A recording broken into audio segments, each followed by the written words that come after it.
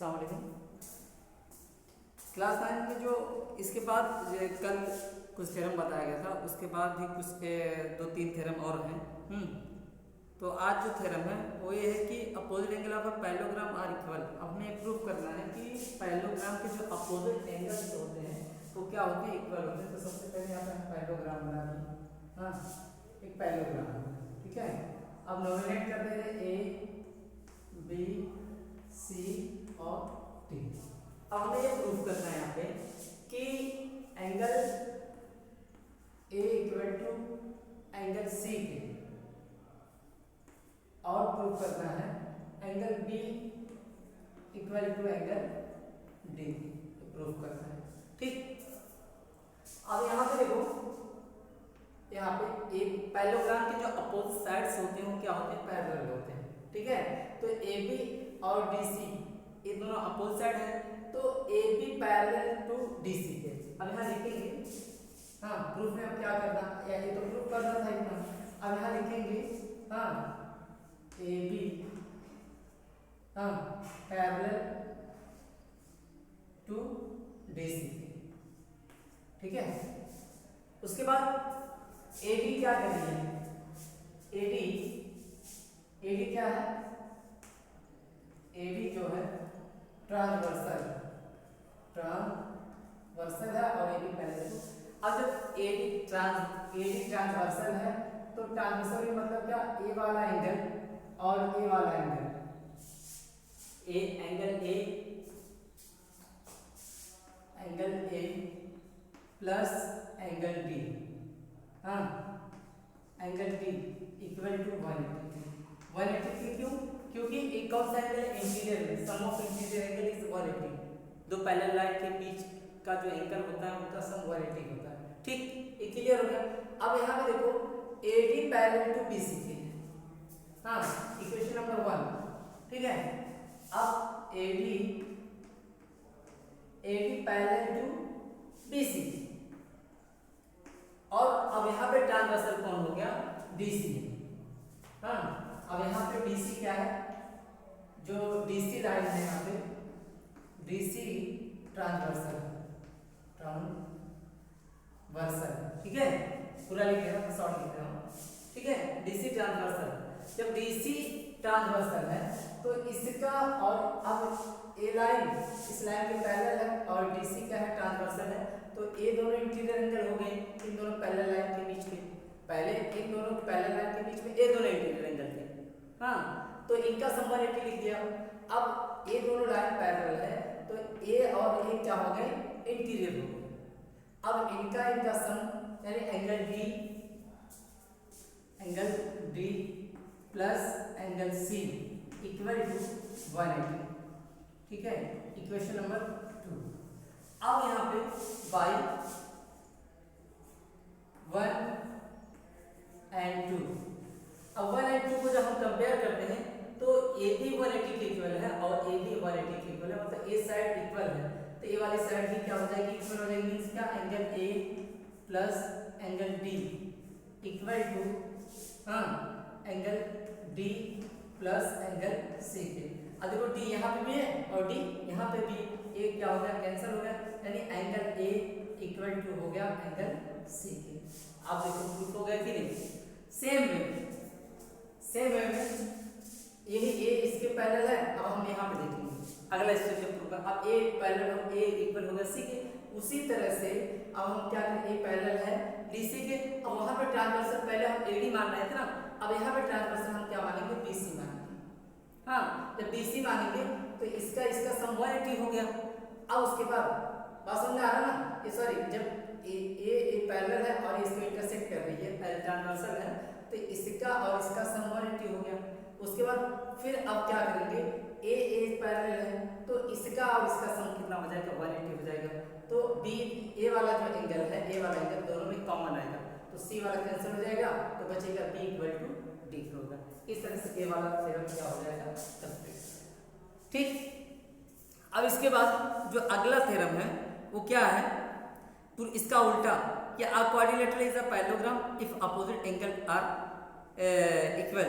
अब यहाँ पे यहाँ पे प्रूफ करना है कि जो अपोजिट एंगल दिया गया है, अब यहाँ प्रूफ करना है कि वो पैरेललोग्राम है। पैरेललोग्राम इसका अपोजिट जो अपोजिट साइड्स होंगे वो क्या होंगे, पैरेलल होंगे। अब हम यहाँ पे स्टार्ट करते हैं, फिर यही parallelogram.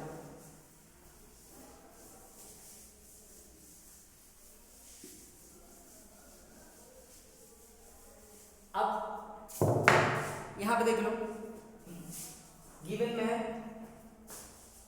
Angle A equal to angle C के, angle A equal to angle C के, और angle B equal to angle D.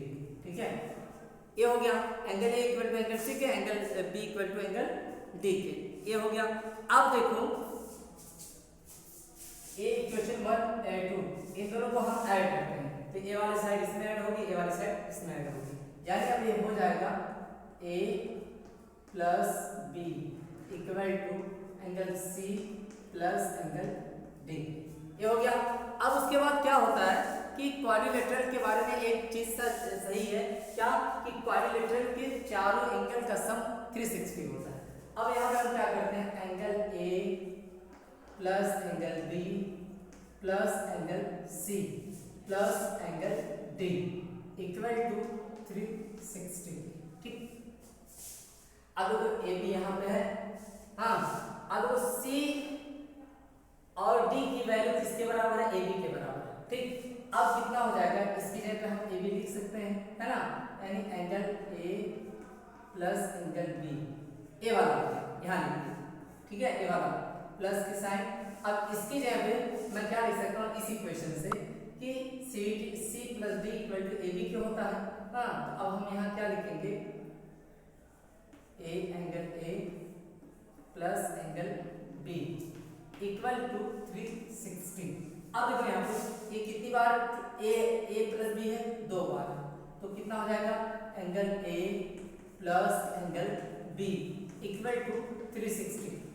Then divide 2, both side या 2 से इसमें डिवाइड करो, तो 2 से 1 कैंसिल हो जाएगा, कितना आया, 180 आया। ठीक है, अब यानी ए प्लस बी इक्वल टू 180। ठीक, ध्यान देना यहाँ पे। अब ये प्रूफ हो गया कि a प्लस बी की वैल्यू कितना है, 180 है। अब यहाँ पे देखो a प्लस बी की वैल्यू 180 है। ठीक, a प्लस बी की वैल्यू कितना है, 180 है। मतलब क्या हो रहा, ये लाइन और इस लाइन के बीच में ये दोनों एंगल है, इस लाइन ए लाइन के बीच में ये दोनों एंगल है, और ये क्या है, एक ट्रांसवर्सल है। तो ए वाला एंगल कब बराबर होते हैं, 180 के बराबर होते हैं, जब ए लाइन इस लाइन के पैरेलल होती है तब बराबर होते हैं। आया बात समझ में, ये दोनों का इंटीरियर एंगल है, ए प्लस बी का जो 180 आ रहा है, ये दोनों क्या है, इंटीरियर एंगल है। यहाँ जब देखेंगे फिगर को, ये दोनों क्या है, इंटीरियर एंगल है, और इंटीरियर एंगल का सम 180 किस में होता है, जब 2 लाइन पैरेलल होते हैं तब, 2 लाइन पैरेलल होते हैं और एक तीसरी लाइन ट्रांसवर्सल होती है, तब इंटीरियर एंगल का सम क्या होता है, 180। मतलब क्या हुआ कि ए और ए पैरेलल है, इसलिए 180 है। पहले अगर नहीं होते तो 180 नहीं होता।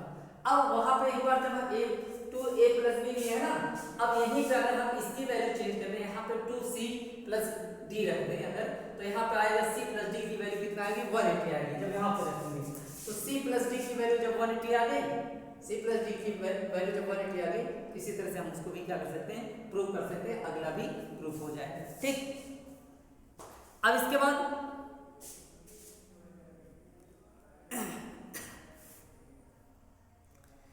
बाद है the diagonals of a parallelogram bisect each other. हाँ, diagonals of parallelogram bisect each other.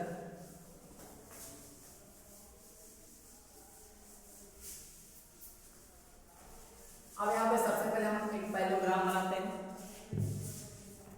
ठीक है, पैरेललोग्राम बनाने, ठीक, एक पैरेललोग्राम,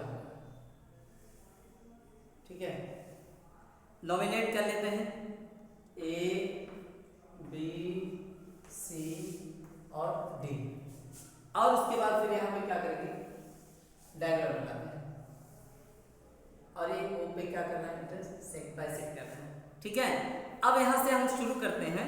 अब देखो यहाँ पे अब A B parallel to D C के, ए बी जो यहाँ पे दिया है ये पैरेलल है डी सी के, यहाँ पे लिख देंगे ऐसे A B parallel to D C के।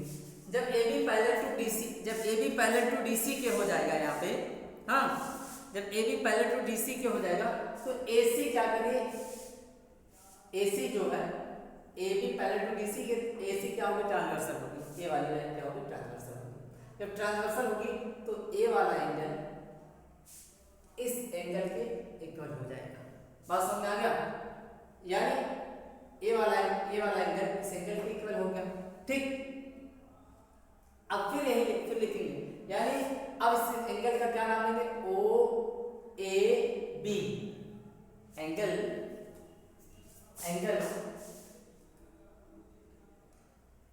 ओ A B equal to, angle O A B equal to, हाँ ओ सी डी, ओ सी डी। बात समझ में आ रहा है ना। मैं ये पूरा ले सकता था, ये पूरा भी ले सकते हैं, लेकिन जरूरत इसकी है। ठीक, अब आगे चलते हैं, फिर वही चीज लिखेंगे कि ए बी इक्वेशन नंबर 1, ठीक है, A B parallel D C, वहां पे ट्रांसवर्सल कौन था, ए सी था। अब यहाँ पे ट्रांसवर्सल कौन हो जाएगा, यहाँ पे बी डी हो जाएगा। अब यहाँ पे ट्रांसवर्सल बी डी होगा, बी डी, ट्रांसवर्सल यहाँ पे बी डी हो गया। जब ट्रांसवर्सल यहाँ पे बी डी हो गया तो ए वाला एंगल इस एंगल पे इक्वल होगा, A B parallel to D C के। अब यहाँ पे ट्रांसवर्सल बी डी हो गया तो ए वाला एंगल इसके इक्वल हो गया। क्यों हो गया, अल्टरनेट इंटीरियर एंगल की वजह से। तो अब यहाँ पे हम इसका नाम कैसे करेंगे, ओ बी ए, हाँ angle O B A equal to, angle O B A equal to हो जाएगा ओ डी सी के, ओ डी सी। बात समझ आ रहा ना, ये इक्वेशन नंबर 2। अब देखिए यहां पे एक चीज ये कह रहा है कि ये पैरेललोग्राम, और पैरेललोग्राम की खासियत, अब और दूसरा खासियत क्या होती है, पैरेललोग्राम की अपोजिट साइड क्या होती है, यानी A B equal to D C या सी डी, ठीक है, ये हो गया थर्ड। अब देखो यहाँ पे इस ट्रायंगल में और इस ट्रायंगल की जब हम बात करेंगे यहाँ पे, तो एंगल साइड एंगल से ये इसके क्या हो जाएगा, कॉन्ग्रुएंस हो जाएगा। ये ट्रायंगल इस ट्रायंगल के कॉन्ग्रुएंस हो जाएगा।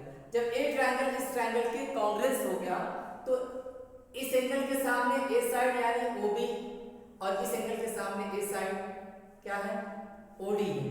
तो ओ बी इक्वल टू क्या हो जाएगी, ओ डी हो जाएगी। बात समझ आ रहा है, इस एंगल के सामने ए साइड है, करस्पॉन्डिंग साइड, हाँ यानी ओ बी इक्वल टू हो जाएगी, ये वाला एंगल इसके बराबर है, तो इसके सामने ए साइड ओ डी के, ओ डी के।